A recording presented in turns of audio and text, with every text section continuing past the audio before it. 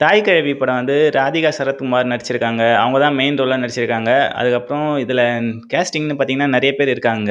ராதிகா சரத்குமார், அருள்தாஸு, பாலசரவணன், அப்புறம் மனிஷ்காந்த், இளவரசு, ஜார்ஜ் மரியான், முத்துக்குமார் இந்த மாரி நெறைய ஒரு கேரக்டர் இருக்காங்க. அது எல்லாமே ஒரு ஃபேமிலியா காட்டுறாங்க. டைரக்டர் யாருன்னு பார்த்தீங்கன்னா, சிவகுமார் முருகேசன். இவருக்கு இதான் ஃபர்ஸ்ட் படம் டைரக்டரா. ஸோ ஃபர்ஸ்ட் படத்த ஒரு பெஸ்ட்டா எடுக்கலாம் அப்டின்ட்டு நம்பி எடுத்து வச்சிருக்காரு. அது எப்டி இருக்குன்னு பார்க்கலாம். மியூசிக் வந்து நிவாஸ் கே. பிரசன்னா அவர் பண்ணியிருக்காரு. அவரால முடிஞ்ச அளவுக்கு நல்லா தான் குடுத்துருக்காரு. ஒரு 2 பாட்டு இருக்கு. அது 2மே கொஞ்சம் கேட்க நல்லா தான் இருக்கு.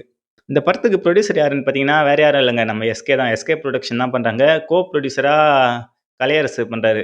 ஸோ இந்த படம் வந்து எஸ்கே ப்ரொடியூஸ் பண்றாரு அப்டின்னா நல்லா தானே இருக்கும் அப்டின்ட்டு எல்லாருக்குமே ஒரு மக்கள் கிட்ட வந்து ஒரு நம்பிக்கை இருக்கும். ஏன்னா, எஸ்கே புரொடக்ஷன்ல வர எல்லா படமுமே நல்ல படம் தான். எனக்கு வந்து லாஸ்ட்டா அந்த சூர்யா வச்சு எடுத்தாங்கல்ல, சின்னதா ஏதோ ஷார்ட் ஃபிலிம் மாரி, கொட்டுக்காளி. அது மட்டும் கொஞ்சம் பிடிக்கல. ஆனா, அத தான் அவங்க பெருசா நான் எடுத்ததிலேயே இதான் சிறந்த படம்ன்ற அளவுக்கு சிவகார்த்திகேயன் பேசுறாரு. ஸோ, நமக்கு அது செட் ஆவல. இந்த படம் எப்படி இருக்கு அப்படின்ட்டு பார்க்கலாம். இந்த தாய் கிழவி படம் வந்து ரிலீஸ் அனௌன்ஸ் பண்ணதுலேருந்தே வெறும் பில்டப்பா குடுத்துன்னு இருந்தாங்க. இப்படி இருந்துச்சு, அப்படி இருந்துச்சு, இவ்ளோ கஷ்டப்பட்டோம். அதுவும் ராதிகாவுக்கு மேக்கப்புக்கு எவ்ளோ கஷ்டப்பட்டோம் தெரியுமா? கமல்லாம் எவ்ளோ கஷ்டப்பட்டு இருக்காரு. நம்மலாம் பார்க்க ஈஸியா இருக்கு. அது அதிக நேரம் நடிக்க முடியாது அப்படின்ற மாரி நெறைய கஷ்டப்பட்டு நடிச்சேன்ற மாரி ராதிகாவும் நெறைய இன்டர்வியூல சொல்லியிருப்பாங்க. அதில நடிச்ச ஆர்டிஸ்ட்டுங்களுமே இது நல்லாருக்கும். நல்ல ஒரு கமர்ஷியல் படமா இருக்கும். ஒரு ஃபேமிலிக்குள்ள என்னலாம் இருக்கோ அது எல்லாமே காட்டியிருக்கோம். மாமியார், மருமகளுக்குள்ள இருக்கிற இது அது அந்த உறவுலாம். அந்த மாரி நெறைய நெறைய பில்டப் குடுத்துட்டு இருந்தாங்க.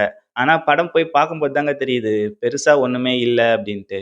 கதைய ஒன்லைன்ல சொல்லணும்னா, ஒரு வயசான பாட்டிங்க. அது வந்து ஊர்ல எல்லாருக்கும் வட்டி குடுத்துக்கின்னு, கடனுக்கு கந்து வட்டி தான். அந்த மாரி பண்ணிட்டு அதுவே ரூல்ஸ் படி தப்பு தான். இருந்தாலும் எல்லா ஊர்லயுமே அந்த மாரி பண்றாங்க.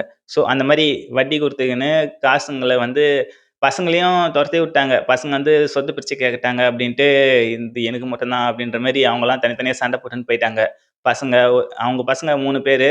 அவங்க பொண்ணு வந்து 1ன்னு நெனைக்கிறேன். ஸோ அந்த பொண்ணுடைய வீட்டுக்காரனும், மருமகனும் சண்டை போட்டு போயிட்டான். பொண்ணு மட்டும் அந்த கிழவி வச்சு பார்த்துன்னு இருக்கு. தாயும், பொண்ணும் மட்டும் இருக்காங்க.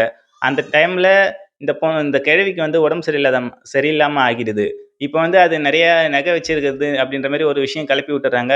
அது வந்து எங்க வச்சிருக்கு அப்படின்னு கண்டுபிடிக்கிறதுக்காகவே அத உயிரோட காப்பாத்தணும் அப்படின்ட்டு அந்த பசங்க 3 பேரும் போராடுறாங்க.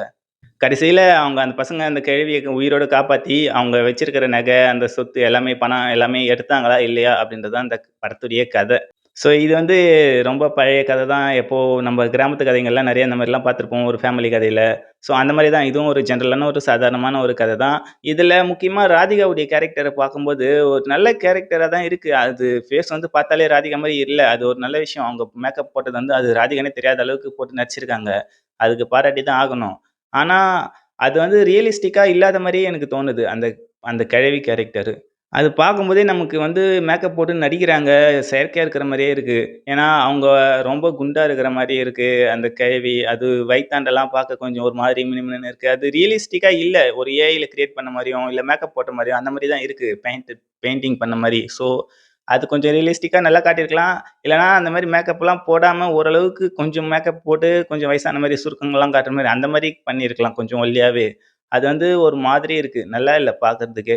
ஸோ, அது மட்டும் கொஞ்சம் பார்த்து பண்ணியிருந்தாங்கன்னா நல்லா இருந்திருக்கும். ஏன்னா, எவ்வளோ செலவு பண்ணி மேக்கப்லாம் போட்டு கஷ்டப்பட்டு நடிக்கிறாங்க. அது வந்து கொஞ்சம் பார்க்கறதுக்கு ஒரு மாரி இருக்கு. ரியலிஸ்டிக்கா இல்லாத மாரியே இருக்கு. மத்தபடி எல்லா கேரக்டருமே கொஞ்சம் நல்லா பண்ணாங்க. ஃபன்னா காமெடி அங்கங்க காமெடி வச்சிருக்காங்க. அது ஒரு சில காமெடி ஒர்க் அவுட் ஆகுது. ஒரு சில காமெடி ஒர்க் அவுட் ஆகல. மியூசிக்ன்னு பார்த்தீங்கன்னா, பேக்கிரவுண்ட் ஸ்கோர் நல்லா தான் போட்டிருக்காரு. இருந்தாலும் இந்த படத்துல பார்த்தீங்கன்னா, நெக்ஸ்ட் வந்து கமல் புரொடக்ஷன்ல எஸ்கே நடிக்கிறாரு. அதனாலயா என்ன தெரியல. இந்த படம் ஃபுல்லா வெறும் கமல் பாட்டா ஓடின்னு இருக்குங்க. சிவகார்த்திகேயன் வந்து நெக்ஸ்ட் படம் கமல் கூட நடிக்காம இருந்தா கூட பரவால்ல. இவர் வந்து இவரே புரொடியூஸ் பண்றாரு. நெக்ஸ்ட் படம் அவர் ஹீரோவா பண்றது கமல் புரொடியூஸ் பண்றாரு. இதுல வந்து வெறும் கமல் பாட்டா வருதுன்னா என்ன நெனைப்பாங்க? கமல் சொல்லி போடுறாரா? இல்ல கமல இது பண்றதுக்கு இம்ப்ரெஸ் பண்றதுக்கு போடுறாரா? இல்ல எதுக்கு எஸ்கே இப்படி போடுறாருன்னு தெரியல. இல்ல டைரக்டர் ஆசைப்பட்டு வச்சாரா? அப்படின்ற மாரி நெறைய கொஸ்டின் வருதுங்க. ஏன்னா நெக்ஸ்ட் படமே சேயோன். அது வந்து இதே டைரக்டர் தான். புரொடியூசர் வந்து கமலஹாசன். ஸோ லிங்க் இருக்குல்ல. எங்கேயோ ஏதோ கனெக்ட் ஆகுற மாரியே ஃபீல் ஆகுதுல்ல. ஸோ, அதனால தான் சொன்னேன். அப்புறம் இளவரசு கேரக்டர். அவர் கேரக்டர் ட்விஸ்ட் இருக்கும். 2, 3 சீன்ஸ்ல தான் வருவாரு. அதுலயுமே ட்விஸ்ட் இருக்கு அவர் கேரக்டர்ல. அது கொஞ்சம் நல்லா எதிர்பார்க்காம ஒரு ட்விஸ்ட்டா இருந்துச்சு. மத்தபடி கதையில பெருசா எந்த ட்விஸ்ட்டுமே இல்ல. கொஞ்சம் ஜென்ரலா போயிட்டு பார்க்குற படம் தான். அது வந்து பெருசாலாம் ஒண்ணும் இல்லங்க. என்ன பொறுத்தவரைக்கும் இது ஒரு நார்மலான ஒரு பிலோ ஆவரேஜ் மூவி. கொஞ்சம் அங்கங்க தூக்கம் வர மாரி தான் இருக்கு.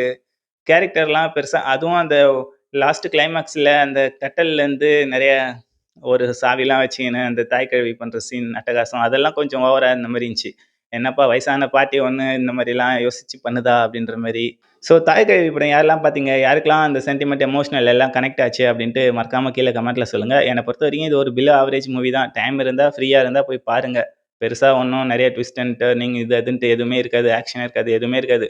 போயிட்டு நம்ம ஃபேமிலி சென்டிமெண்ட்ல கொஞ்சம் மருமகள், மாமியார் இதுங்களுக்குள்ள இருக்கிற கனெக்ஷன், அம்மா, அப்புறம் பசங்க இவங்களுக்குள்ள இருக்கிற கனெக்ஷன் அது மட்டும் அதோட டீட்டெயில்டா இல்ல. சும்மா பேசிக்கா மேலோட்டமா தூவி விட்டிருக்காங்க. ஸோ இது வந்து ஒரு பிலோ ஆவரேஜ் மூவி தான்.